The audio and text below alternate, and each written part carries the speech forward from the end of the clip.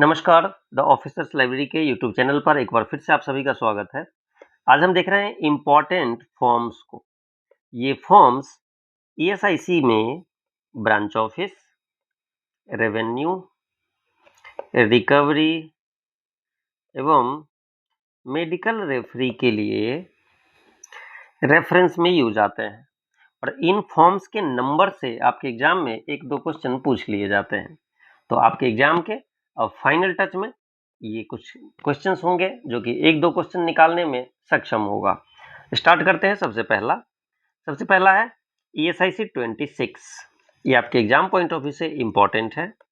ऐसे फॉर्म्स ये काफ़ी सारे हैं, एक दो दिन में याद करना थोड़ा मुश्किल होगा, बट इसके कुछ इम्पोर्टेंट है। प्रत्येक से दो दो तीन तीन मैं हाईलाइट कर दूंगा, आप इन्हें याद रखें। लगभग एग्जाम में या तो सेम टू सेम आ जाएंगे या फिर हम उसे एग्जाम में छांट पाएंगे कि ये तो आंसर नहीं ही होगा, मतलब दूसरा कोई होगा। तो ESIC 26 जो है हमारा, वो PDB रजिस्टर है जो कि ब्रांच ऑफिस में मेंटेन किया जाता है। तो यहाँ सबसे पहले दो क्वेश्चन है, एक तो PDB रजिस्टर और एक DB रजिस्टर। PDB यानी परमानेंट डिसेबलमेंट बेनिफिट, DB यानी डिपेंडेंट बेनिफिट। तो डिपेंडेंट बेनिफिट, जितने भी डिपेंडेंट बेनिफिट किसी ब्रांच ऑफिस से दिए जाते हैं तो उनका एक रजिस्टर होता है और उसी रजिस्टर को DB रजिस्टर बोलते हैं। आपके एग्जाम में ये क्वेश्चन पूछा गया है, इसलिए ये दोनों आपके एग्जाम के पॉइंट ऑफ व्यू से इंपॉर्टेंट भी है।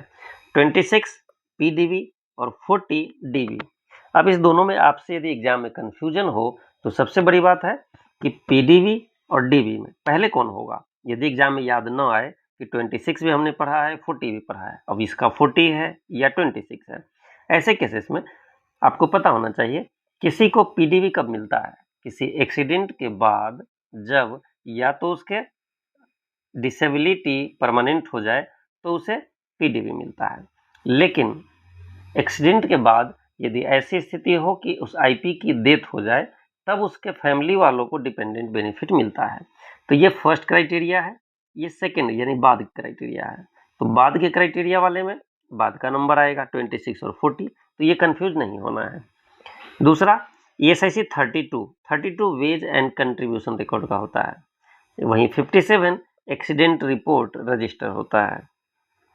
नेक्स्ट देखें तो 61 BO register of reference to medical board, 62 में रजिस्टर ऑफ अल्टरनेट एविडेंस, ये भी इंपॉर्टेंट है। 63A declaration by legal heir and 101 letter to dependent inviting DB claims. Next है हमारा ESIC 138 एक्सेस पेमेंट रजिस्टर। ये ब्रांच ऑफिस का अच्छा question है, ये इंपॉर्टेंट है।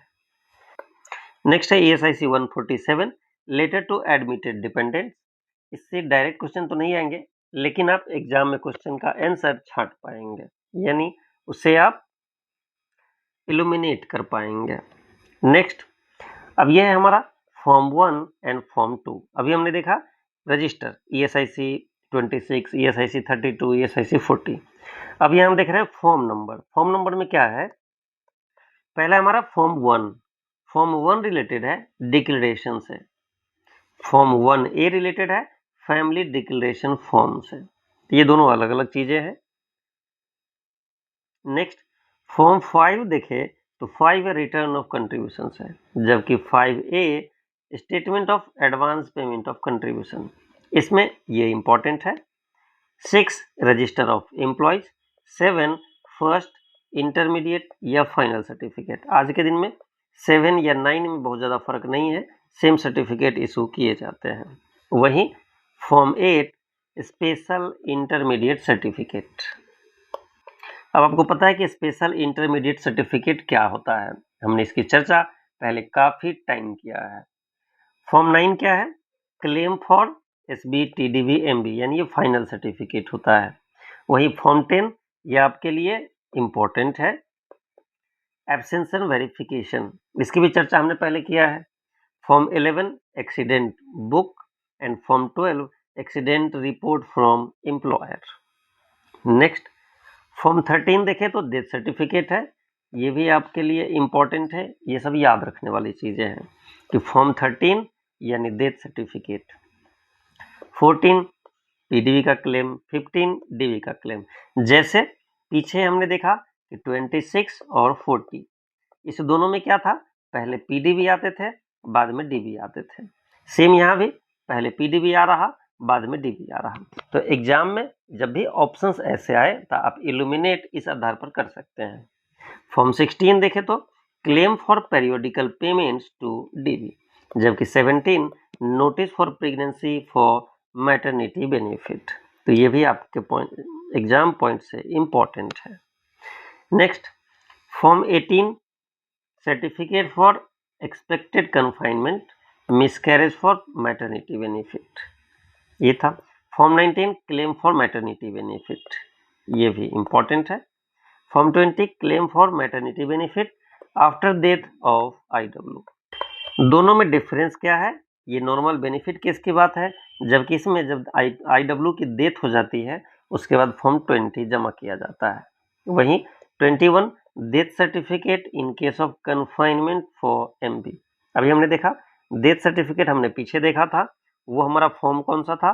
तो डेथ सर्टिफिकेट का 13 था, जबकि यहाँ डेथ सर्टिफिकेट इशू होगा तो 21 में होगा। किस केस में? तो in case of confinement for MB. 22 funeral expenses claim form है, ये भी इंपॉर्टेंट है और एक बार पूछा भी जा चुका है कि फ्यूनरल एक्सपेंसेस क्लेम फॉर्म का नंबर कौन सा है?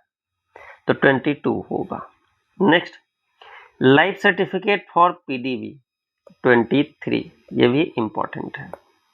जब किसी व्यक्ति को लॉस ऑफ अर्निंग के लिए कुछ परसेंटेज पीडीबी मिलना स्टार्ट हो जाता है, तब जब तक वह जिंदा है तब तक मिलेगा। प्रत्येक साल उसे जीवन होने का प्रमाण देना पड़ता है, उसी को लाइफ सर्टिफिकेट कहते हैं, जो कि फॉर्म 23 में होता है। तो ये भी इंपॉर्टेंट है। नेक्स्ट है फॉर्म 32 वेज और contributory record for disablement benefit. 37 है सर्टिफिकेट ऑफ री एम्प्लॉयमेंट और कंटिन्यूइंग एम्प्लॉयमेंट। एसएसओ में ये क्वेश्चन एक बार पूछ लिया गया है। 105 सर्टिफिकेट ऑफ इंटाइटलमेंट। 142 कन्वेंस या लो क्लेम। नेक्स्ट अब यह है हमारा आरएम 1 2 2A। इसमें जो आपको फॉर्म याद रखने हैं, 1 को याद रखने हैं। 1 में क्या होता है? BO2 MR, ये सिर्फ याद रखना है। सबसे पहले ब्रांच ऑफिस जो होगा हमारा, वो MR को पूछेगा क्या? इनकैपेसिटी रेफरेंस किसी आईपी के बारे में। तो वो 1 हो गया हमारा BO2 MR। वही 2 जब देखें तो 2 रिलेटेड है। इस पेज को अब एक बार सरसरी निगाहों से देख ले, ये बहुत ज़्यादा इंपॉर्टेंट नहीं है। जो हमारा 7 है MR return of incapacity reference is fortnightly. 8 में हमारा है फोर्टनाइटली रिपोर्ट ऑफ MR, यानी MR का फोर्टनाइटली रिपोर्ट। 9 है सेशन शीट बाय MR, तो ये खासा इंपॉर्टेंट नहीं है। नेक्स्ट यहाँ पर BI1 injury report by IMO, एक ये इंपॉर्टेंट है। दूसरा देखें तो जो 3 है डिसीजन ऑफ मेडिकल बोर्ड, ये आपके लिए इंपॉर्टेंट है। जब मेडिकल बोर्ड अपना डिसीजन देती है तो वो किस फॉर्म में? तो BI3 के फॉर्म में। नेक्स्ट जो इंपॉर्टेंट है आपके लिए वो है BI6। यदि यहाँ से क्वेश्चन पूछे जाते हैं तो इन्हीं में से पूछे जाएंगे। BI6 आपका है मैट से रिलेटेड है, यानी decision of MAT, medical appeal tribunal. तो ये थे हमारे कुछ BI के फॉर्म्स। अब देख लेते हैं कुछ नोटिसेज। नोटिसेज में CP2, CP3, 4, 5, 8। CP2 जो होता है notice of demand to default recovery certificate. Recovery certificate के केस में CP2 इशू किया जाता है। वही जब वह डिमांड नोटिस पर रिएक्शन नहीं करता है, रिएक्ट नहीं करता है, जवाब नहीं देता या फिर पेमेंट भी नहीं करता, इस केस में अब warrant of attachment of movable property, movable property को अटैच करना हो, इसके लिए जब वारंट इशू होंगे तो वो CP3 में किए जाएंगे। वही notice of demand to defaulter CP4 है। Notice related to attachment, attachment से रिलेटेड कोई नोटिस होगा तो CP5 होगा। And CP8 proclamation of sale of movable property से रिलेटेड है। नेक्स्ट देखें तो 8, 10, 11, 13, 16, 18 आपके पास टाइम है तो आप इन सबों को देख सकते हैं। पीछे हमने देखा मूवेबल प्रॉपर्टी के बारे में, जबकि यहाँ है इमूवेबल प्रॉपर्टी के बारे में, तो ये आप याद रख सकते हैं।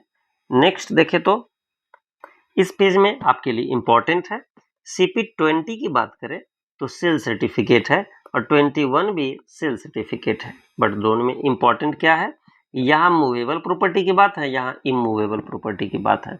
मूवेबल 20 में, इमूवेबल 21 में। वहीं नोटिस टू शो कॉज यानी अरेस्ट एंड डिटेंशन के केस में तो इसका CP22 रजिस्टर होता है।